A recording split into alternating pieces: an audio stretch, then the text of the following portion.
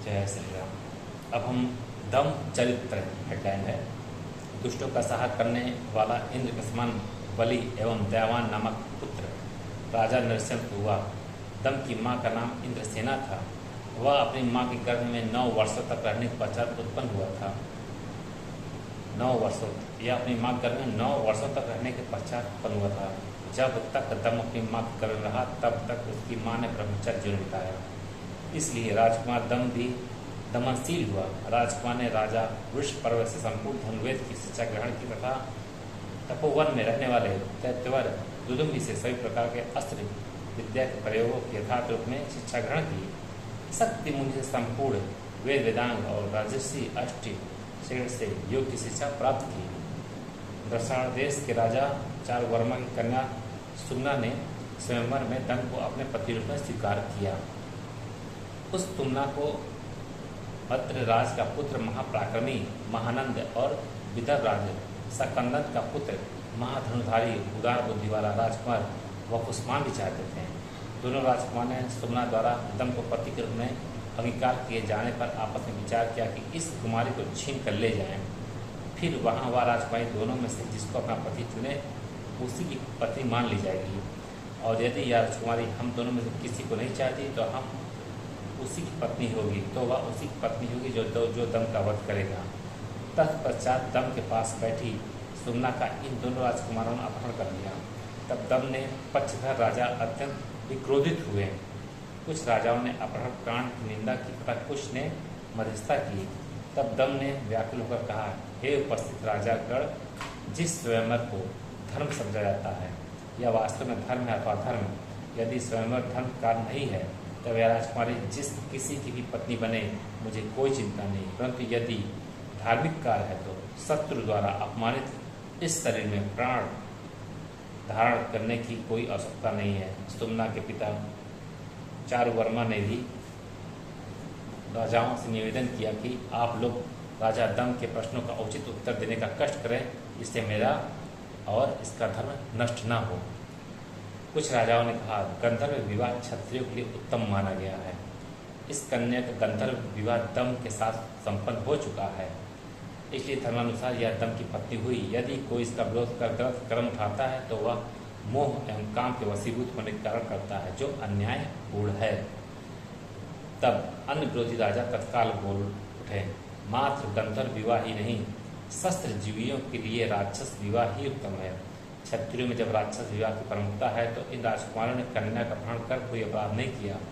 तब जिन राजाओं ने सुमना को दम की पत्नी रूप में स्वीकार किया था, फिर उन्होंने कहा, ठीक है कि राक्षस रीति से विवाह भी क्षत्रियों के लिए उचित बताया गया, परंतु राजकुमारी ने तो अपने पिता की अधीनता में दम का वर्ण किया है। पिता एवं उसके संबंधी जनों को मारकर या परास्त कर जिस कन्या का शक्तिपूर्वक अपहरण किया जाता है उसी को राक्षस विधि का विवाह माना जाता है, न कि पति के हाथ में गई हुई कन्या को अपहरण करके विवाह करने का। सुमना ने सभी राजाओं के सामने स्वेच्छा से दम का वर्ण किया है, अतः यह गंधर्व विवाह है, राक्षस विवाह नहीं। यदि ये लोग अपनी शक्ति के घमंड में ऐसा कार्य कर रहे हैं तो करें, परंतु ऐसा करना प्रशंसा की योग्य नहीं है और निंदनीय है। दम अत्यंत क्रोध के साथ लाल आंखें करके हाथ में धनुष लेकर बोला, यदि मेरे सामने ही कोई शक्तिशाली मेरी पत्नी का अपहरण कर ले तो मेरे वंश के गौरव और मेरी इन भुजा में कोई दम नहीं। मेरा जीवन नपुंसकों की तरह है। मेरे अस्त्रों को, मेरे शौर्य को, बाणों को व धनुष को भी धिक्कार है। मेरे जीवन एवं मनुष्यता को धिक्कार है। उसके बाद अपहरण करने वाले महानंद आदि राजाओं की ओर संकेत करते हुए कहा, उच्च कुल में उत्पन्न सुंदर अंगों वाली या माद्रेक्षणा वाला जिसकी पत्नी ना हो उसका दुर्भाग्य ही आता। तुम लोग ऐसा प्रयत्न करो कि मुझे परास्त कर इस कन्या को अपनी पत्नी बना सको। कहकर दम ने उन राजाओं पर बाण वर्षा कर स्थल बाण से ढक दिया। उन राजाओं ने भी दम पर बाण, शक्ति, सृष्टि और मुदगर आदि अनेकानेक हथियार चलाया। दम ने उन हथियारों को बड़ी सरलता से काट दिया तथा उन राजाओं ने भी राजा दम के बाणों को काट दिया। कुछ समय तक युद्ध होने के पश्चात महानंद तलवार लेकर दम के सामने आया। दम ने महानंद पर अस्त्र शस्त्र वर्षा कर दी। महानंद ने अपनी तलवार से दम के सभी अस्त्रों को काट गिराया। क्रोध में भरकर महानंद रथ पर चढ़कर युद्ध करने लगा। तब दम ने महानंद के वक्ष पर कालाग्नि के समान बाण से प्रहार किया। उस बाण से घायल महानंद ने अपने हाथ से ही बाण को निकाल फेंका तथा दम पर तलवार का प्रहार किया। दम ने महानंद की तलवार को काट दिया तथा वेतस पत्र के द्वारा महानंद का सिर काट कर गिरा दिया। इसके बाद युद्ध से सभी राजा विमुख हो गए। एकमात्र कुंडिनाधिपति वपुष्मान ही युद्ध में डटा रहा। दम ने थोड़ी देर में वपुष्मान के शस्त्रों व ध्वजा को काट कर सारथी को मार डाला। वपुष्मान ने अपनी तलवार के कटते ही गदा धारण किया, परंतु दम ने उसकी गदा को भी तत्क्षण ही काट दिया। इस प्रकार दम वपुष्मान के सभी शस्त्रों को काट कर नष्ट कर जाता था। अतः वपुष्मान कांपते हुए पृथ्वी पर गिर पड़ा एवं युद्ध को त्यागने का विचार किया। अतः दम उसे युद्ध क्षेत्र में वैसा ही गिरा हुआ छोड़कर राजकुमारी सुमना के साथ चला गया। फिर दोनों का विवाह उत्साहपूर्वक संपन्न हो गया। दर्शनाधिपति चारुवर्मा ने बहुत से हाथी, ऊंट, घोड़े, रथ, गाय, खर, दास, दासी, वस्त्र, आभूषण, धनुष आदि बहुमूल्य वस्तुएं, धन, बर्तन आदि देकर सम्मान पूर्वक दम के साथ अपने पुत्रों को विदा किया। राजकुमार दम अपने ससुर द्वारा प्राप्त दहेज की वस्तुओं सहित अपनी पत्नी सुमना को लेकर अपने घर आए।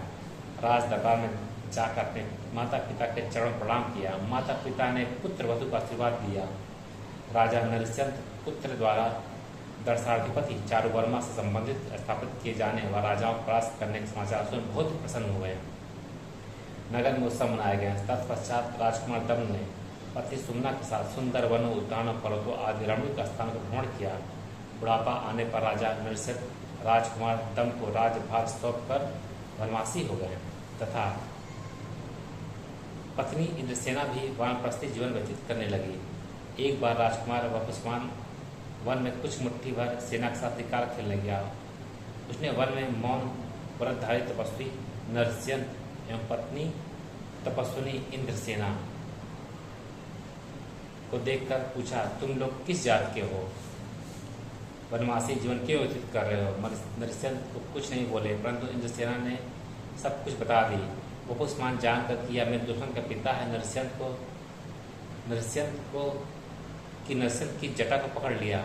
इंद्रसेना द्वारा हृदय गले से हा हा करते हुए ही पुष्ट वपुष्मान ने तलवार निकाल ली और बोला, जिसने मुझे परास्त किया था तथा मुझसे सुमना को छीन लिया था, आज उसी दम के पिता का मैं वध कर रहा हूँ।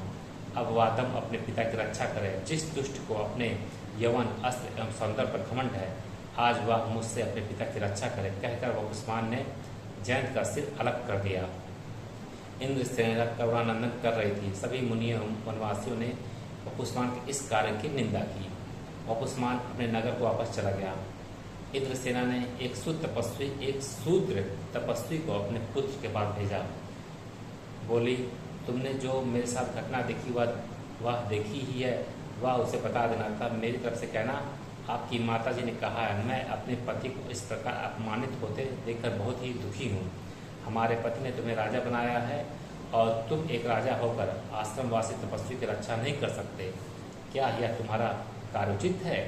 मेरे तपस्वी पति एवं तुम्हारे पिता नरसिंह को बिना अपराध के ही दुष्ट वपुष्मान नामक राजा ने उनके बाल पकड़कर अपमानित किया तथा मेरे बिलखने व हाथ जोड़ने पर भी उसने अपनी तलवार से उनका सिर अलग कर दिया। अतः अब तुम्हें ऐसा कार्य करना चाहिए जिससे धर्म की हानि न हो। मैं तुम्हारी तपस्विनी माता कह रही हूँ। तुम्हारे पिता पृथ्वी तपस्वी थे, कोई अपराधी नहीं, फिर भी उस दुष्ट ने इनकी हत्या कर दी है। तुम्हारे पास शस्त्रज्ञ एवं योद्धा तथा कार्य में कुशल मंत्री हैं। उन सबसे परामर्श कर उस दुष्ट राजा वपुष्मान के साथ जो न्यायोचित व धर्मयुक्त कार्य हो उसे करो। तुम्हारे पिता ने मरते वक्त कहा था, हम तपस्वी शस्त्र नहीं उठा सकते। हे पुत्र, जिस प्रकार विदुरथ के पिता का यवन ने वध किया था, उसी प्रकार इस दुष्ट ने तुम्हारे पिता का वध किया है। जब दैत्यराज जम्ब के पिता को सर्पों ने काट लिया था, तब जम्ब ने सभी पातालवासी नागों को मार डाला था। पिता की मृत्यु का समाचार सुनकर पराशर ने भी असुर वंश को अग्नि में भस्मीभूत किया था। अपने वंश के किसी भी व्यक्ति को अपमानित होते देखकर क्षत्रिय सहन नहीं कर सकता। फिर पिता की हत्या के विषय में क्या कहना। मैं तुम्हारे पिता की मृत्यु अथवा उन पर सत प्रहार न मानकर तुम पर ही सत प्रहार एवं तुम्हें ही मरा हुआ समझती हूँ। अतः तुम शत्रु से ऐसा बदला लो जिससे तुमसे सभी भयभीत हो। पुत्र, अब तुम एक राजा होने के नाते पर क्षत्रिय तथा पुत्र होने के नाते भी अब तुम्हें जो उचित लगे वह करो। इंद्र सेना की आज्ञा से शूद्र तपस्वी ने राजा दम को सारा संदेश ज्यों की त्यों सुना दिया। पिता के वध का संवाद पाकर राजा दम आग बबूला होगा। क्रोधावेश में हाथ मलते हुए दम ने कहा, दुष्ट, वह कुष्मान ने मेरे जीवित रहते मेरे पिता को अनाथ की तरह मृत्यु का शिकार बनाया है। मेरी समझ में नहीं आता कि मैं क्या करूं, उस पर क्रोध करूं या नपुंसकों की तरह क्षमा कर दूं। परंतु हम तो दुष्टों के विनाश से तो राजा नियुक्त हुए हैं, शत्रु तो शत्रु ही है। कह कर हाँ पिता कहते हुए विलाप करने लगे। दम व्रत देते हुए बोले, यदि मैंने दुष्ट व कुष्मान के रक्त से अपने पिता की स्वर्गीय आत्मा को संतुष्ट नहीं किया तो मैं अग्नि में प्रवेश कर भस्म हो जाऊंगा। अब मैं यदि उस दुष्ट के सहायक असुर देव, यक्ष, गंधर्व, विद्याधर व सिद्धगण जो भी होंगे उन्हें भी शस्त्रनल में भस्मीभूत कर दूंगा। कायर, अधार्मिक व निंदित उस दुष्ट को मारकर इस पृथ्वी का सुख भोगूंगा, अन्यथा स्वयं अग्निदाह कर जाऊंगा। मानवंत भाई तपस्वी पिता के उस हत्यारे को तथा उसके मित्र बंधु पैदल, हाथी, घोड़ों की सेना सहित उनके सभी सहायकों को, चाहे इंद्र, यम, कुबेर, सूर्य या मरुड़ ही क्यों ना हो, उन सभी को अपने तीखे बाड़ों से मार डालूंगा, अन्यथा चिता में प्रवेश कर जाऊंगा। धन्यवाद मित्रों।